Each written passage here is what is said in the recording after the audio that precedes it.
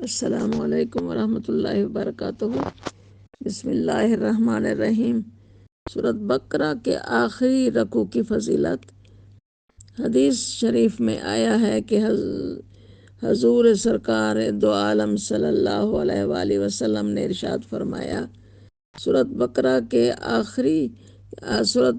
کی آخری دو آیتیں مجھے عرش کے نیچے والے خزانہ خاص سے عطا کی گئی ہیں، انہیں خود بھی سیکھو، یاد کر لو اور اپنے گھر والوں کو یعنی بچوں کو، عورتوں کو بھی سکھاؤ، کیونکہ یہ آیتیں سامان رحمت ہیں اور قرب الہی کا سبب ہیں اور دعا بھی ہے۔